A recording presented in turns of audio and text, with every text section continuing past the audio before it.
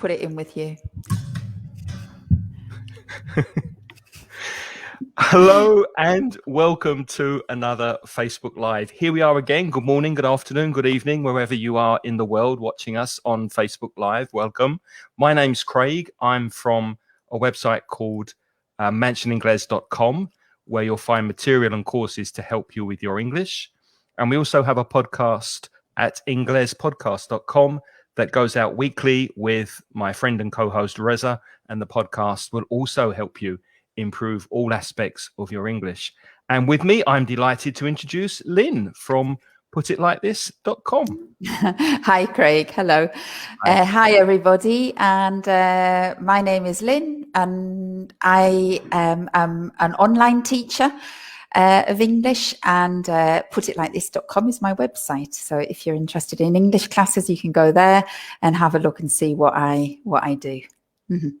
Fantastic. Well, here we are again, another Facebook Live, and hopefully you'll be able to get a lot out of this session, which will be about growing up and education. So presumably all of you have gone through education or are in education at the moment, and we'd like to look at some vocabulary in English connected to speaking about education and different phases of education. Mm-hmm. So before we get into that, let's say hello to the faithful people who are already joining and watching on Facebook. Hi, Emma. You're always the first in the room. Yeah. Who else is with us? Can you see, Lynn? Yeah, Norma's. Hi, Norma. She comes regularly too, I think. And we've got Ronald from Ecuador. Yeah. Wow. And Monica from Cadiz. I don't know where Aldo's from. Luis, hello. Montse from La Coruña, and Miriam. Yeah, so hi. Good evening to you all.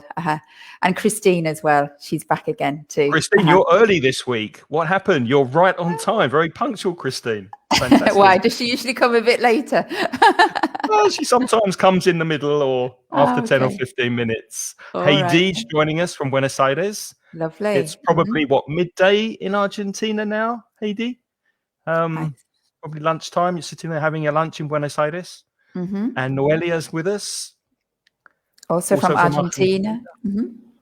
Great. Maria Dolores, Elena, welcome to all of you. And hello, of course, if you're watching on the replay. Thank you for spending time with us.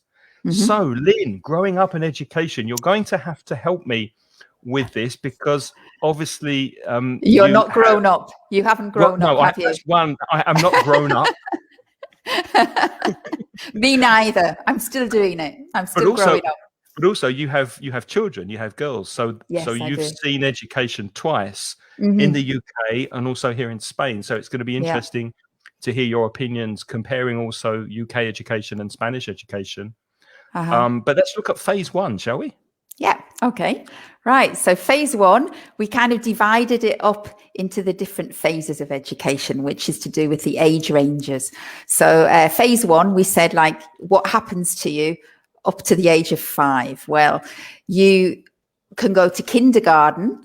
Now, kindergarten is really a German word, but it's come into the English language and we call it kindergarten. We don't actually pronounce it garten. We say garden. So we make it sound English as well, kindergarten. Mm-hmm.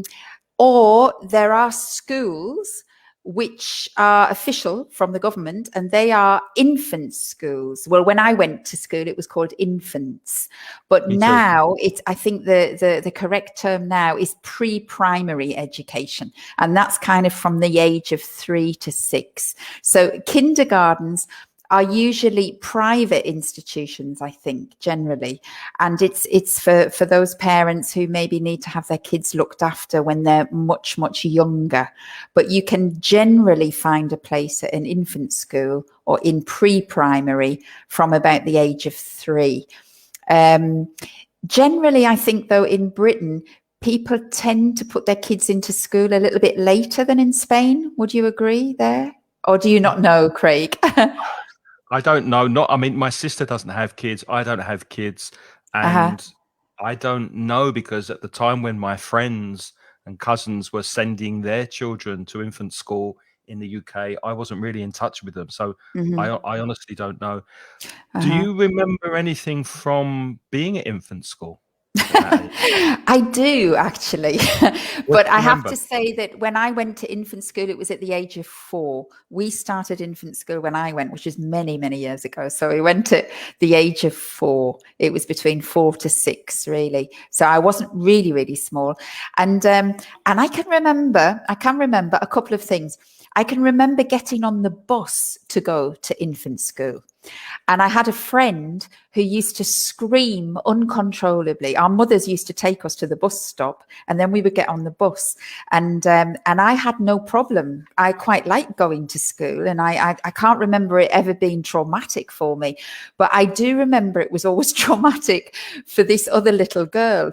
And her mother used to say to me, go on the bus. She was called Debbie. Go on the bus with Debbie and make sure she sits next to the window, and you sit next to the aisle and don't let her out. And you remember that? And I can remember that. And I used to have to go on the bus with Wow. this little girl, and she sat next to the window, and I had to sit in the aisle, and she would be screaming because she didn't want to go to school. And I had to sit there and stop her getting off. I remember that. So that wasn't from school. That was from going to school. The And only then thing, in so, school, I can remember just one thing. And I remember a cupboard, and the cupboard had replacement underwear for the children when they had an accident with right. toilets. And I can still remember, I remember exactly the way the cupboard opened, and I remembered all the things, and I remembered being a little bit shocked and horrified by it. I think I was a bit scared, thinking, I hope that doesn't happen to me, sort of thing. I don't know. Did you ever need the replacement I underwear from don't the think I did, but I don't know. I mean, something traumatized it with me because it's stuck in my mind. But that's an incredible memory. The only Mhm. one thing I remember about that age going to kindergarten was it was we used to go, it was opposite a church. No, it was next to a church. It was a house next to the church. And my parents took me in the car. My mum usually took me in the car. And one day she closed the car door on my finger. And I remember the pain. I remember crying. I remember my mum's face because she was obviously very shocked. She went completely white. She was obviously very stressed, and she didn't see my hand. And I remember how much my finger hurt because she'd closed my finger Wow. in the car door. That is the only thing I remember. And kind of actually, now I'm thinking about it, also playing on the floor with like colored bricks and Mhm. playing with other children, sitting in a circle and playing something like that on the floor. Mhm. But more than that, no. No, it's amazing what you know, because people put a lot of effort into finding the right school, the right kindergarten, and then we forget everything. So what about Yeah. you? If you're watching live, what do you remember from this phase 1? Do you remember going to infant school when Oh. you were this young? Do you have any memories? Let us know in the Mhm. chat. More people have joined us, so it's lovely to see so many people Uh-huh. here. Christine says Christine can. Uh-huh. she remembers perfectly well her kindergarten teacher. She was the spitting image of a TV presenter. Wow. Spitting image is a nice expression. It means like a double. It looks exactly the same, like Mhm. a clone, another Mhm. person looking exactly the same. We say the spitting image, exactly the What a same. good memory. I can't remember what the teachers looked like at all. Can't remember Either. anything. Uh-huh. Maybe Yeah, that's a great Christina's memory. younger than we are, so she doesn't have to Not go so so far away. far back. Okay, shall we move on to the next phase? Yes, phase 2, primary school. I have more Mhm. memories of primary school. Now, this is between 5 and 11 in the UK, and I think it's still the same, isn't it, Lynn? Those ages in the UK are Yes, still they're the 5 same, till I think. 11, obviously Primary school. compulsory. Mhm.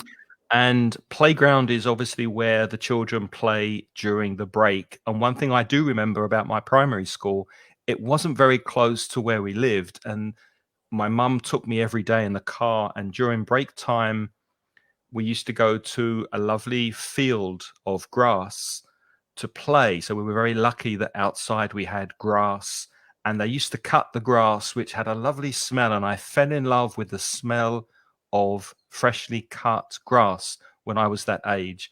And I can remember going out and playing, rolling in the grass and having that lovely smell of fresh English grass in the summer. That's a very strong memory for me. School dinners, not so much. We had dinner tickets where we had 5 every week, and every time we went to dinner, we gave a ticket, and the food was not very good. I didn't like the school dinners very much. Did you used to call it school dinners, Craig? Because Yes. dinner, everybody probably thinks dinner is what you eat in the evening. Yeah, it's true. But when we relate, I mean, normally in Britain too, we say dinner is in the evening and lunch is at lunchtime. But in the north of England, where I'm from, it's very common to say dinner for lunch. Oh, okay. And so we always named them school dinners. So I don't know, because you're from the south, but you also called them school dinners, or did you say school lunches? We called them school dinners, but only at school, because if I wasn't at school, I would have lunch in the middle of the day and dinner in the evening. I'm guessing you, coming from the north of England, We had dinners all the time. and you had supper in the evening, right? Yeah. Supper. Yeah. Well, no, we had tea in the evening. Not the drink though. No, you had your Tea. dinner at lunchtime, and then in the evening you had your tea, which Interesting. was yeah. Like, I mean, they say afternoon tea. We didn't call it afternoon tea, but we said tea. And I also remember being given dinner money because we had to buy these 5 tickets. So every week my mum would give me dinner money, and I was forbidden to spend that money on sweets or chocolate. I had to use it to buy my dinner tickets. So I remember the dinner money every week. I remember, I don't know if you can remember, I forgot to put it on here, but did you, when you were little, did you get school milk? Yes. We used to, in primary school, at that time, it was law in Britain, and all the children at school used to get every morning a bottle of milk, and it was probably about a small bottle of milk. And it was fresh milk, because in Britain, we tended to drink fresh pasteurized milk. And the milkman would come to the school with crates and crates of milk. And you had to, in the break time, all the children were given their bottle and they had to drink it. And I remember being a little bit traumatized by that, because I liked milk, but I only liked milk when it was cold. And sometimes in the summer, when the milk came, it used to get warm. And I hated having to drink the milk that was warm. I remember, that's a memory I have from primary school. I don't think it's not law anymore, and the government don't pay for school milk, but they used to. Yeah. Also, one strong memory I have, I loved sports and football, but I also loved plays and reading and writing and poetry. And there were different groups of boys, and I was always not sure which group I wanted to be with. Did I want to go out and play football, or did I want to sit down with the more studious boys, the boys who were writing and drawing and maybe reading in the break? And I was always in the middle. I wasn't sure where I belonged, whether my group was the athletic football boys, or was my group we used to call them SWATs, the studious boys who were more interested in getting good grades, and maybe they were a bit overweight and they weren't very sporty and they didn't like games, and they used to sit and play with model aeroplanes and read books. And I was always somewhere in the middle, a bit lost. Oh, that's interesting. I mean, I remember that primary school, we've got lots of things. I put those things on because they're things that I remember from my primary school. I remember learning, there was a lot of reading and writing in primary school. I remember having to write lots of imaginative, creative stories. And I enjoyed doing that a lot. I remember there was lots of creative things. So you did lots of things with your hands, and you cut things up and you stuck them on murals and things. And I don't know about you, but I got foreign languages in primary school. Did you, Craig? No, not in primary school. No. I think it was quite a modern concept in my school. And they introduced French Mm-hmm. And that is one of the strongest memories I have of actually the content of school. I have many memories of milk and school dinners and the games I played in the playground. But one of the strongest memories I have of actually learning something was actually French. And I thought it was ever so exciting. And all the adults around me, my parents, my aunts and uncles, they were all very, very amazed that the school was teaching a foreign language to such young children, because the concept nowadays is very common. But then it was really exceptional. And, Do you remember how all they our taught? children. Yes, I do. And it was actually very, very modern. The teacher that I had, she gave us vocabulary. We had pictures, we had flashcards, and we would pronounce things. So it wasn't taught in the old-fashioned way. When I went to secondary school, it was taught in the grammar translation method. But in the primary school, it was really very, very active. And we did little songs, and we made up little plays, and we did acting and all sorts of things. It was lovely. I think that's why it fomented a love of French for me, because later I loved French. Was that your favorite subject at primary school?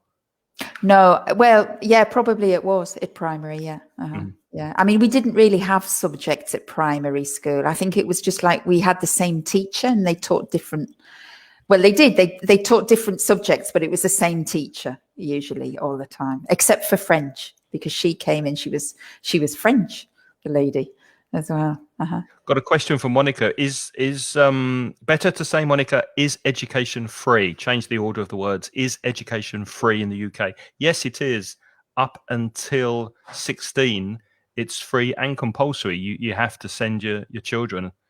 Although you can pay to send them to a private school if you want to, so that you have that option to pay money to send them to a private school. And I don't think we've got a note of this to show you on a banner, but the private schools are called public schools, which is really confusing. So they're called public schools, but you pay for them. And the public schools are just called schools, government schools. State schools. State schools. You're right. State schools, yeah. So state schools is the equivalent in Spanish of a público. And a public school in England, in Britain, is a private school. It's very confusing, that. Hemma said that she remembers primary school, that her grandfather took her every day to school. So you didn't go to school near your house then? You went to school like me. You went to school quite far from where you lived. My mum and dad wanted me to go to a good school. So they lied to the local authorities and said they were going to move to this area, but they didn't move to this area. But they got me admitted to the school. So they had to drive me a long way every day to school. But it was a better school than in the area we were living in. I'm just laughing because I've just seen that Jose Ignacio has said, can you see that? Were you guys well-behaved kids? What was the worst thing that you did at school? Define well-behaved, Jose Ignacio. What does that mean, a well-behaved kid? What was the worst thing that you did at school? Well, let's leave that for the next phase. But I was well-behaved at primary school. Yes, I was. As a young child, I was well behaved at school, but badly behaved at home. I was very, very badly behaved at home at that age. At primary school, I was, I've never changed. I used to get told off all the time for talking in class. I was too. What does told off mean?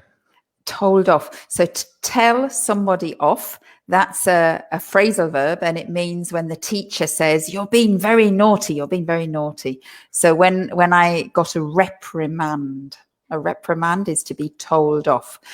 And I used to get regularly told off for talking in class, and I wouldn't be quiet. And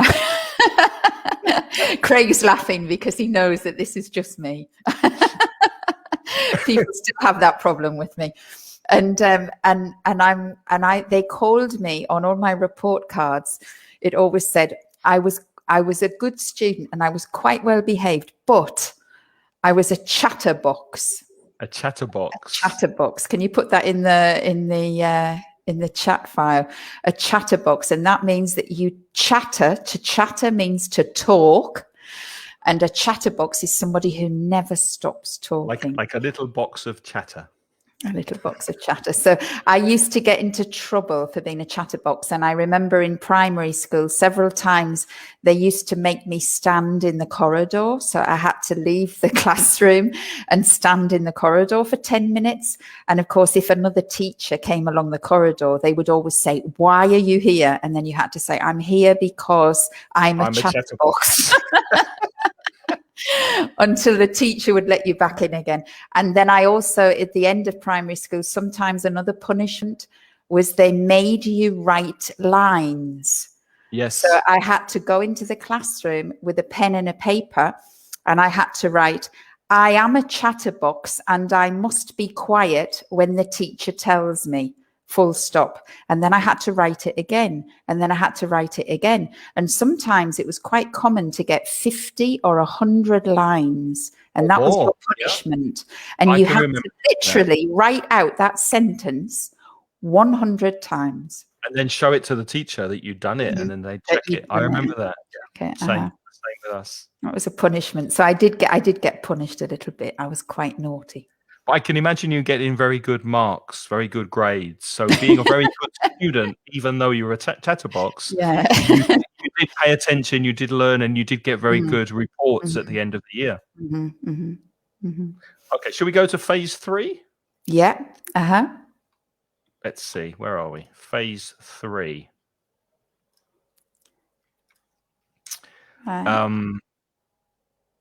Secondary or high school? So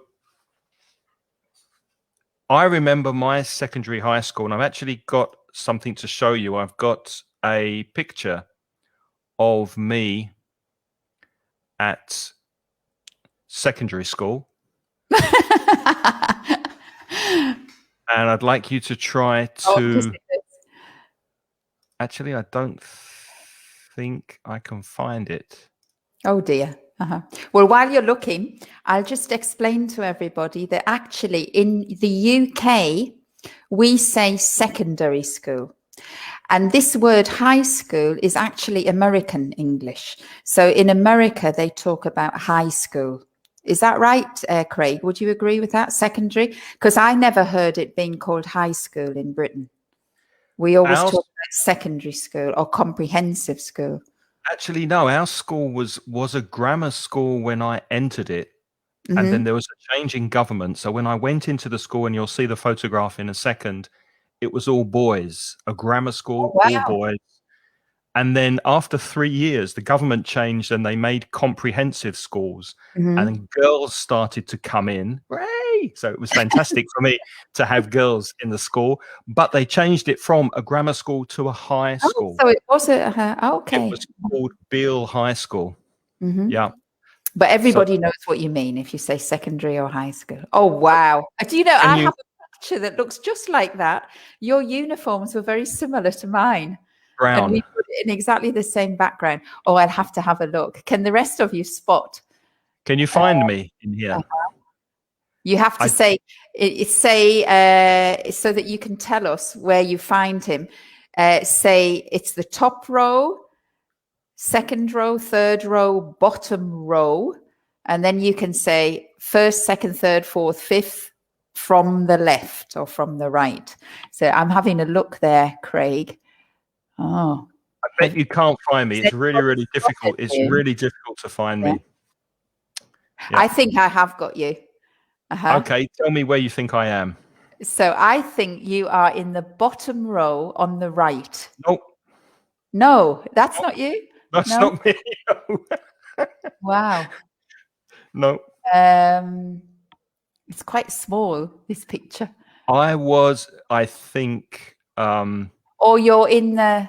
15 when this was taken, 15 or 16 years old. A long time ago. 15. Shall I tell you? Or are you at the back, the second from the left, on No. the top row? No? This guy. Can you see my cursor? Can you see my mouse moving there? No. You can't.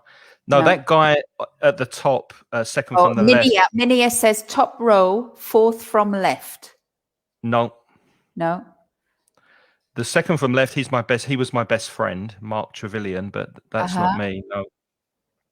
No, I have no idea, Craig. Which one are you? I'm the second row from the top. So the second row down. Second row down on the left with the glasses. With the glasses, that's you. And the tie that's very loose and big, the very big tie. Yeah. I see now. And somebody spotted Isidrio, said there's only one with glasses. You were the only one with glasses at school. Yep, I was. Isidrio says maybe I was the one taking the photo. No, I wasn't the one. You look very serious. Were you quite a serious student, Craig? Not really. And at this age was when I started misbehaving, but everybody really in the class misbehaved. We behaved badly. We did horrible, horrible things to our teachers. We put the board rubber, the thing you used to wipe the chalk. Chalk is, what's chalk in Spanish? Tiza. Thank you. We wiped the board rubber. We put the board rubber on the top of the board, so that when the teacher pulled down the board with his hands, the board rubber fell on his head and all the chalk went down his jacket. We used to do silly things like that at school. Yeah, we did that too. I remember getting a bucket. Do you know the word for a bucket? A bucket is where you put water in. It's a big thing you use to clean the floor. We used to get a bucket and we put it once on the door, on the top of the door, so that when the teacher came in, that the door wasn't completely closed. It was like a little bit open. And when the teacher came in, the bucket fell on his head, but it didn't have water in. We didn't dare. We thought it would be too daring to put water in it, but we did put the bucket there. I remember, and it did fall on his head. And everybody thought it was hilarious, but we got into lots of trouble. I bet you did. Okay. Let's look at some more vocabulary. So we've got some subjects for you here that tend to be studied at this age in the UK and in Spain as well. Be careful of the pronunciation of chemistry. That CH in chemistry is a hard K sound, chemistry. And physics is quite difficult. And foreign, that word foreign is tricky with pronunciation. Foreign languages. Now, I did study French as a foreign language, but not in primary school like you in secondary school. And our French teacher was English. He wasn't French. And I had a crush on my French teacher. I really, really liked her. So I was quite good at French because I was always at the front looking up at my French teacher.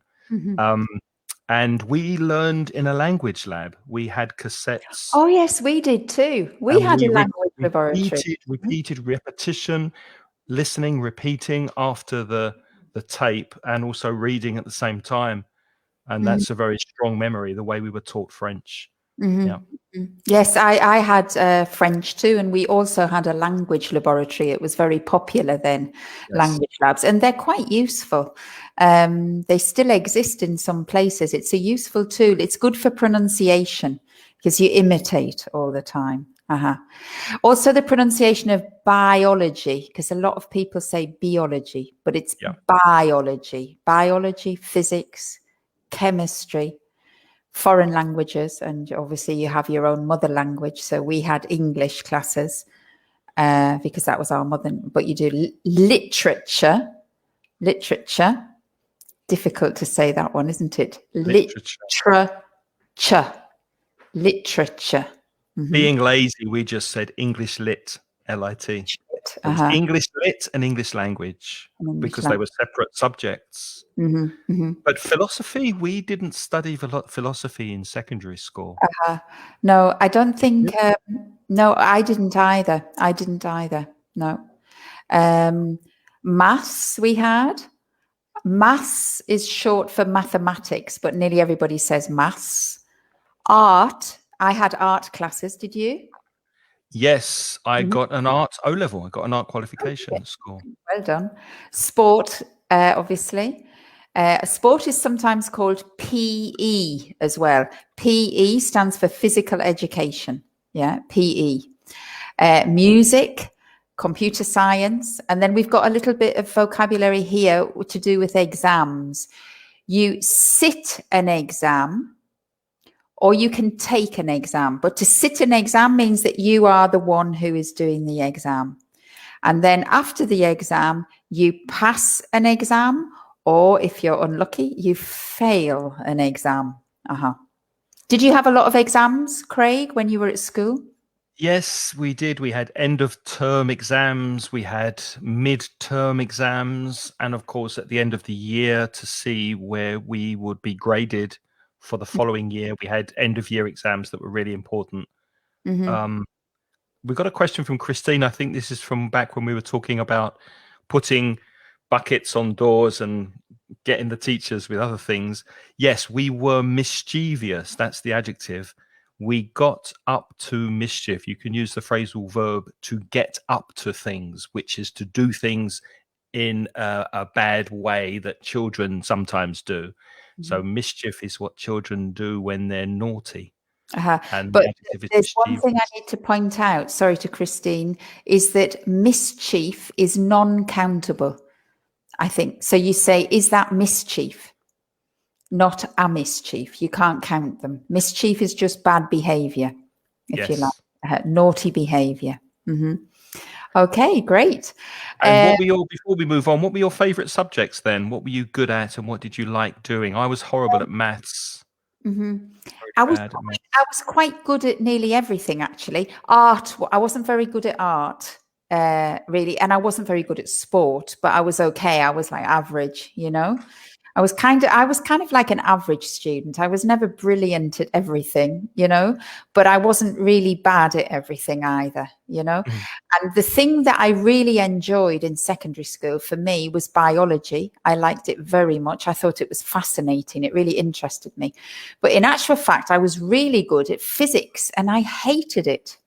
I hated physics, but I was good. I got really good. I got better. There was one of the subjects that I got the best marks in, but I hated physics. It just didn't interest me. But biology, I liked. I loved languages. I Mhm. did like languages, and I loved literature. And Me too. yeah, and I did like music, but unfortunately, if you weren't really talented at music, you didn't get the opportunity to continue with music. And I was never, I didn't have a natural talent for music. So I remember they had some instruments at the beginning and they gave us a test of harmony. And if you passed the test, you were one of the lucky ones and they allowed you to learn an instrument. And the rest Right. of us only had to learn the recorder. And I always really Yes. wanted to learn an instrument, but at school I obviously didn't have the talent, or they didn't think I had the talent to be able to learn an instrument. But you see, I've got a piano. I bought that when I was 28. And that was because I really always wanted to learn the piano. So Can you play?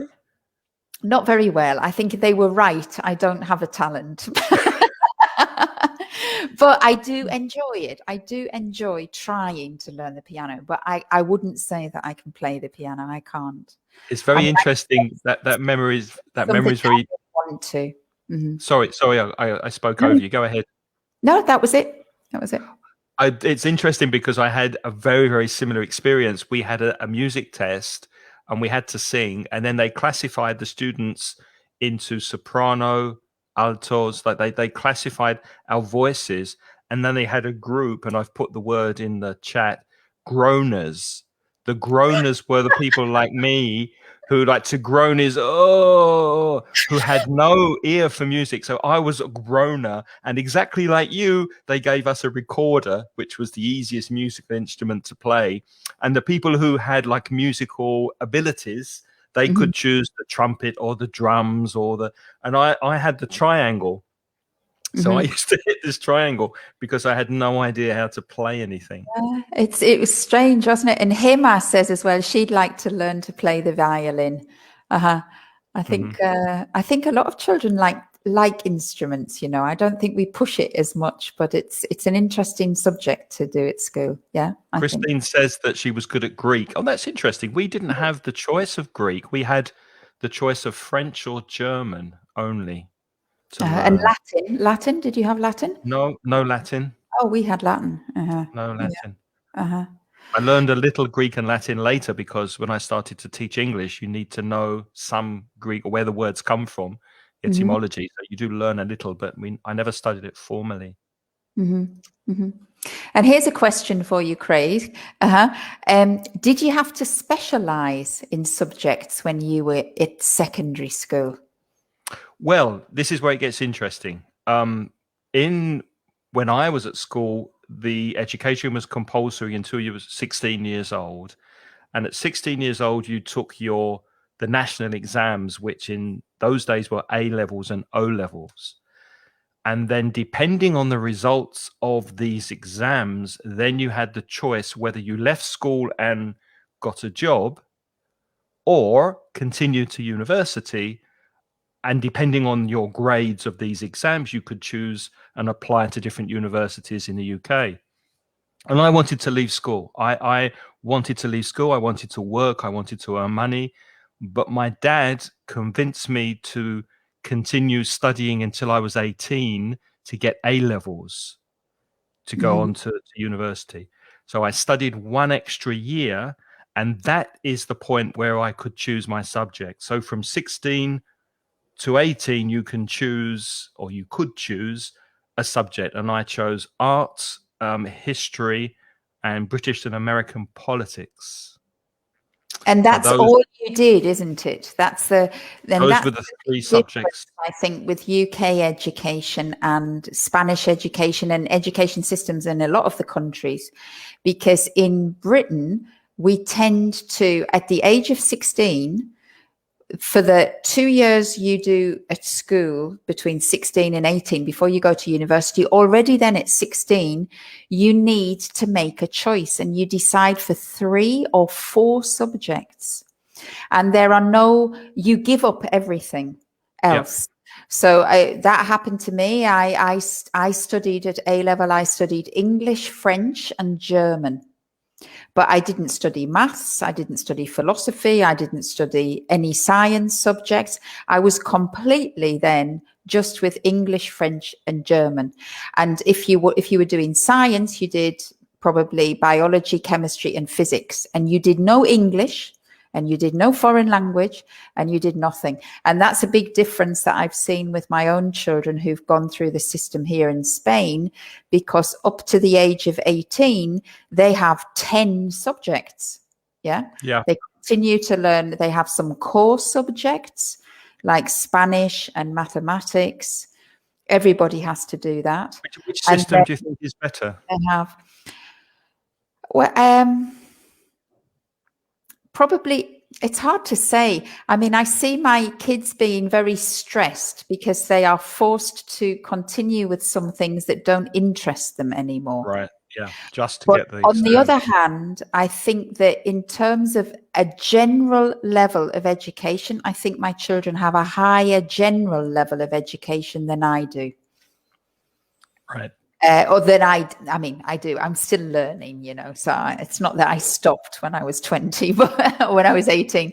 But for example, when I left school at 18, for example, I had a very, very, very poor grasp of economics. I had no grasp of economics. I had no grasp. Maybe you can put that word in. A grasp. This is the way when you hold something, you grasp something. And we use that metaphorically. If you have a grasp of something, it means you have an understanding of something. And I had a very poor grasp of maths, of history, very poor grasp of history. So there were definitely, I would say, big holes in my education. On the other hand, I think that it did help me because I did develop sort of a healthy interest in what I was studying. And I think a lot of young people, like my children, they are so tired of the 10 subjects that when they go to university, they really don't really know what they want to study. Yeah. Because they haven't really, they're just totally overwhelmed. They have too much information. So I don't really know which is the best. Somewhere in the middle, maybe. Mm-hmm. I don't know what the other people think. Okay. Well, let's go to university, which is something I didn't do. I never made it to university. I did an extra year. I said to my dad, "Okay, I'll try studying these subjects." But unlike you, your path seemed very clear, Lynn, when you chose languages, and that was something that you were interested in. I did not have a clue where I wanted to go and what I wanted to study. So I studied for a year. I got okay marks for the exam, and then I was offered a job and I left at 17. So I did not go to university. Or to higher education, we say. If you go to higher education in the UK, that's university. And Well, you it's have any education, isn't it? Higher education is any education after you've finished education at 18. yes. Yeah, so. And as you can see, there are entrance exams that you need to pass to be accepted to university. And depending which university you go to, they'll have their own separate criteria and entrance level exams. And sometimes the universities in Britain, they often do interviews. So I remember I was interviewed before I went to university, and then you had to pass the interview. So they don't accept you just on the basis of your marks. You need the marks. The marks are the scores that you get in your final exams. So that's typically called mark, not score in Britain. So we say marks. So you needed your marks, but you also needed to pass the interview. So if they didn't like you or they didn't think, they weren't convinced by you, then you didn't get offered a place. So there was no automatic right to go to university, which is different in Spain, because in Spain, if you have the mark, then you have the place. Yeah. So you had to, but in the interview, you had to show interest and you had to show attitude and you had to show, a little bit more. Yeah. And if they didn't think you had the interest or the attitude, they wouldn't offer you a place. Do you remember the kind of questions they asked you at the interview? Oh, yes, very much. What did they ask you? They asked me, I wanted to study English literature, and they asked me what I read. What were my favorite authors? And I am ashamed to admit, if my daughters could hear me now, they would say, Mother, I went and I wanted to study English literature, but I didn't read very much. So I'd read everything that I had to read at school, but I didn't really have a great deal. I hadn't read a lot of books before I went to university. I've read a lot now. I really like reading. But I and I was ashamed to admit that I hadn't even prepared myself for that question.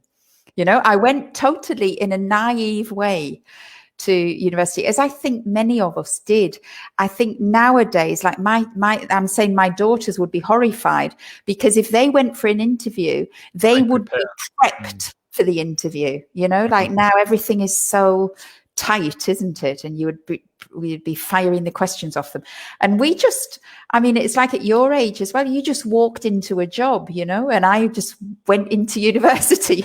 We didn't really, there wasn't a lot of pressure on us to do anything, really. You just did what you wanted, really. It's a different world, really. And when we started working, they were jobs that you tended to stay in.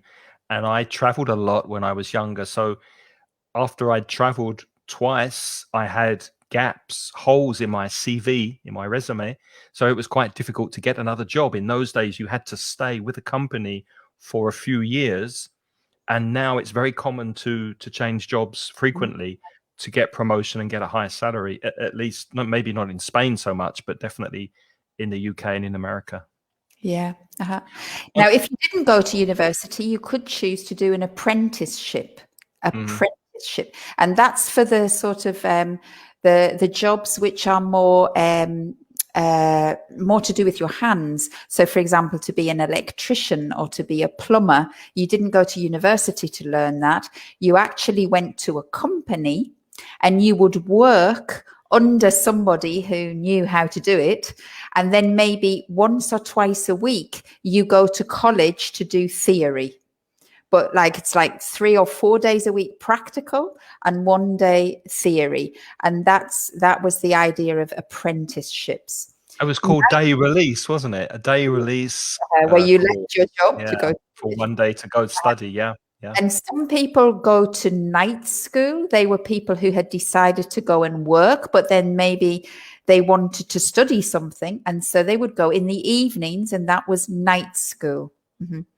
And you could go to technical college, which wasn't university, but it was a one where you learned things, skills, more technical skills, like plumbing, electricity, things like that.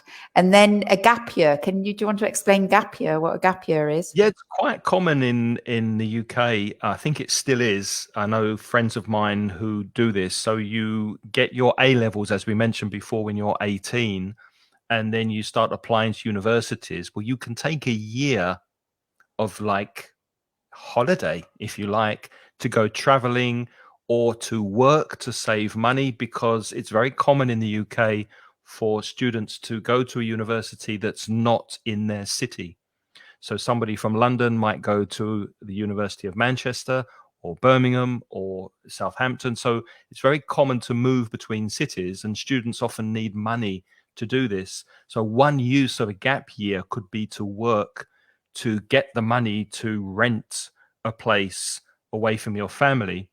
And also you could travel. You could go for a few months traveling abroad and just have a rest and enjoy yourself before you go on to university. So that's a gap year, or some time between secondary school and university. Did you have a gap year, Craig? I had a gap 10 years. I'd kind of No, I did go traveling, but I worked in the UK from 17 to maybe 21. I worked in insurance. I worked for the civil service for a while, and I traveled and came back for a few years. So I was working in offices, clerical work, and also traveling at the same time until I found teaching. And obviously, when I found teaching, I went back to the UK to study to be a teacher. But that was many years after. Some comments here from Isidro saying, are all universities private or are there public ones? Similar to what we said before about the secondary education, the secondary schools that are private are called prep schools, PREP, preparatory schools. They prepare you for university, and they are private. So prep schools are private, and also universities can be private as well. You can pay for a private university. But there are public ones. The majority of universities in Britain are public, are state universities, but you still have to pay to go. Yeah. You have to pay for fees now. I didn't when I went, because in those days it was free, but it's not free anymore. No, that's all changed, hasn't it? I like Jose Ignacio's got a lovely question for us. We have to answer that. So, Craig, did you give your first kiss at secondary school or at university? Because I didn't go to university, so no, my first kiss was after I left school. Actually, I didn't have a girlfriend at school. Did I? No, I was working when I had my girlfriend. You had the crush on the French teacher. I had the crush on the French teacher. The French teacher all the time. And I can remember when I was at junior school, when I was maybe 10 or 11, I was very attracted to a girl who was standing in front of me waiting to go inside for dinner. And she had lovely hair. And I remember I reached out with my hand to touch her hair. And she turned around and said, "If you want to touch my hair, you can touch it." And I just felt so embarrassed. I went completely red. And I don't think I went near a girl for 5 years after that.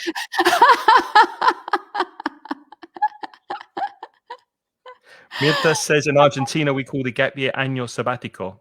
Oh, okay. So in Argentina, you also have gap years. That's interesting. But again, in Spain, here, students tend to study in the university where they're in the same city where their family lives. They tend to stay with their family while they're studying. Obviously, that saves money on cost. But in the UK, it's very common to change cities. Did you study in a different city, Lynn? Yes, I did. Where And did you go? Which I went to university did you go to? Wolverhampton. Wolverhampton. I'm from the north. I'm from Sunderland, which is in the northeast. And I went to the Midlands, and it was about a couple of hours drive away from my home. And to be honest with you, if I think about we have this question, we can maybe ask it now, Craig, because we've only got about 10 minutes left. Yeah. We were thinking of the question, if you had to say, this is a question maybe for all of you as well, if you had to think back on your education and pick out what were the 3 things or the 5 things that you, or the 4 things, we said 4, what are the 4 most important things you learned in the different phases of school? I'll tell you this right now, right? So I'll answer this right now in response to, did I go away? So I'll start backwards. I did go away to university. And in actual fact, the most important thing I learned at university was independence and living on my own. It had nothing to do really with the content.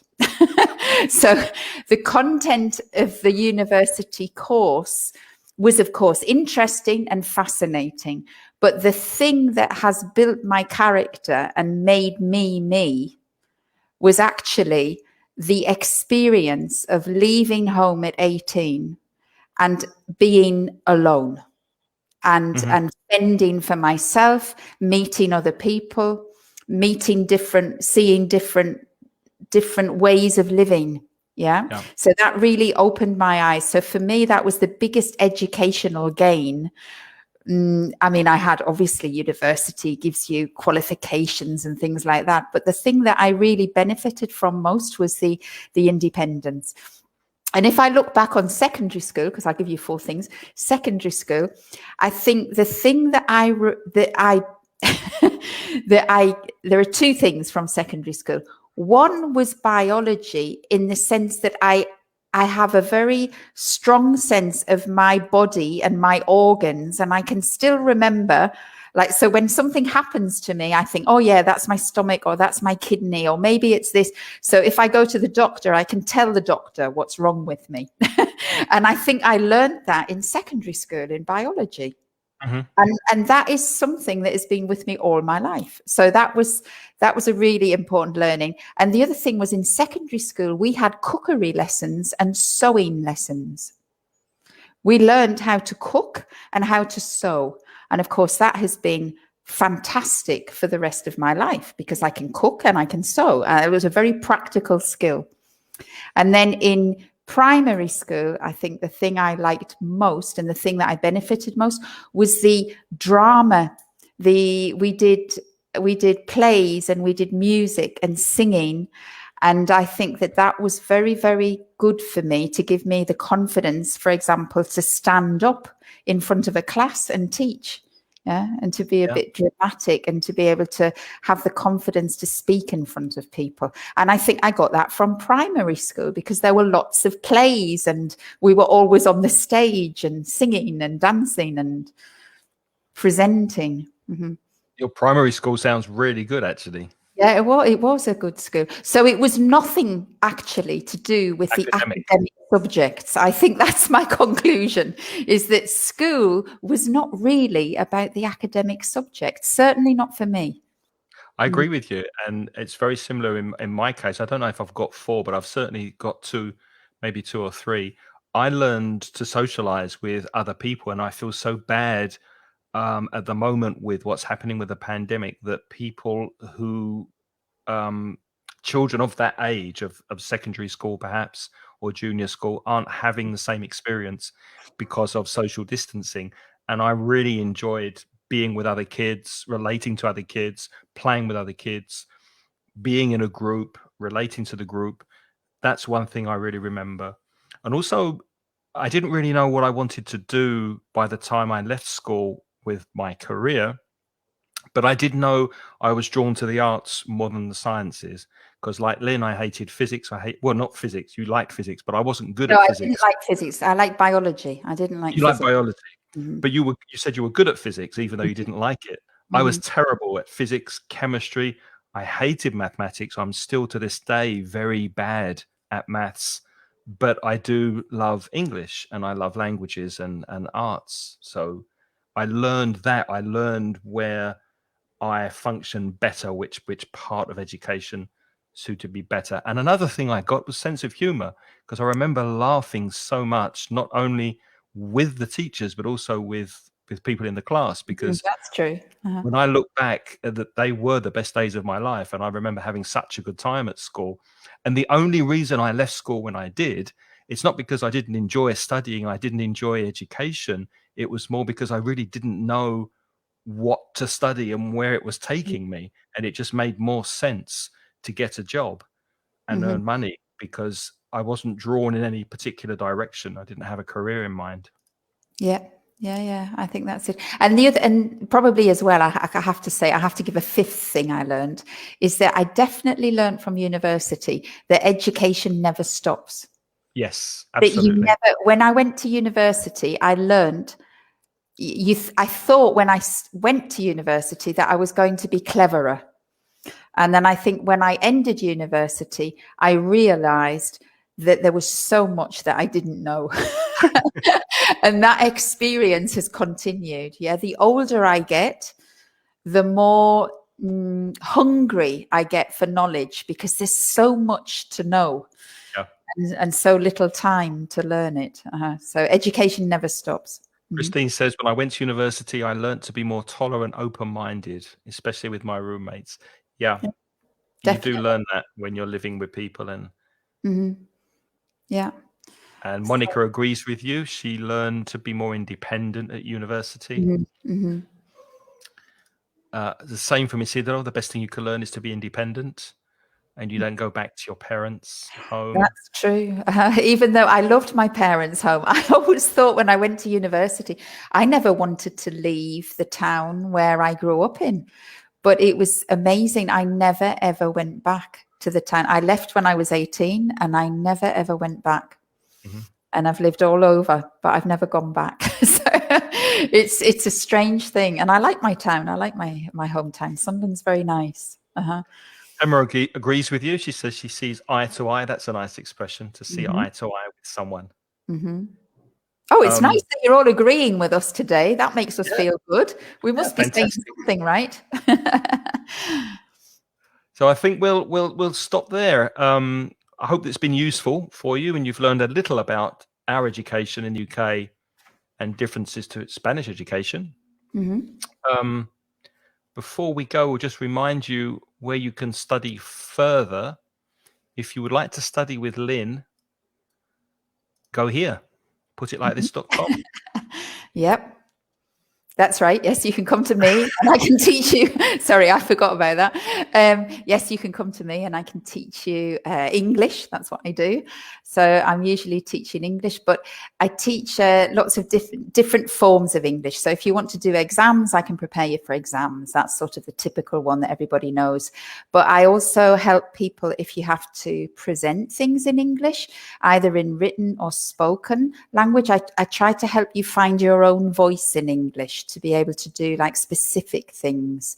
And I also work with teachers who have to teach, so non-native speakers of English who are English teachers. So if you have to teach your subject in English, or you're an English teacher and you want to perfect certain things, it could be methodology, or it can also be the language itself or pronunciation, then I do those kind of specialist services as well. But if you look on my website, you'll see it all. Mm-hmm. And Great. if you'd like to visit mansioningles.com, we have courses available that are free for general English. And if you'd like to purchase a course, we also have courses for sale that you can find at mansioningles.com. And there's one I'd like to show you that was released quite recently on pronunciation. So if you'd like to improve your English pronunciation, there's a course here in PDF and MP3 that will help you with your pronunciation, and it's specifically for Spanish speakers of English. So there you go. Okay. And maybe just the last thing, Craig, I don't know if you made a banner, because there were two very interesting links to things Yes. you see on the internet related to education. We didn't have time to talk about them, but they are interesting. Maybe you could flash them up if anybody wants to see them. One is a TED talk by somebody called Sir Ken Robinson, who's very famous, and he's got that lovely TED talk where he talks about what is the role of school and education today. Do schools kill creativity? We can definitely recommend that. It's very interesting, isn't it, Craig? It is. And not only is it very interesting from an educational standpoint with vocabulary connected to education, but it's also the perfect example of how to give, in my opinion, a perfect presentation. Because I think Sir Ken Robinson is one of the best presenters I've seen.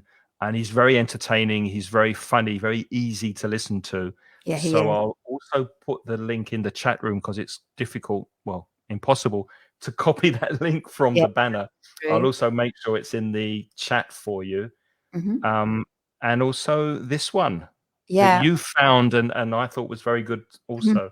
This is quite interesting. It would be very challenging for your English. This is a rap, and he raps very quickly in English, and it's from Prince E, and it's called "I Sued the School System." But if you go into this link, you can put up English subtitles. So if you put up English subtitles, that will help you because it is very, very fast. It's very clever, and it gives you a little bit of food for thought about the way education is structured and whether this is the way education should go forward in the future. All right. Food for thought. That's the lovely expression. Yeah. It gives you something to think about. Okay. So if you want to continue thinking about schools, go there. I think they're more interesting than we were really, but. And speaking of food, I think it's time we both went and had our tea, as you would say, in the north of the UK, or dinner for the Londoners. So right. Thank you very much for watching. We've enjoyed your company, and we're back next week. Hopefully Monica will be joining me next week for another live session. Thanks very much, Lynn, for joining us this week, and thank you to you for being with us, and stay safe and take care of yourselves. Yeah, stay safe, everybody. Bye-bye.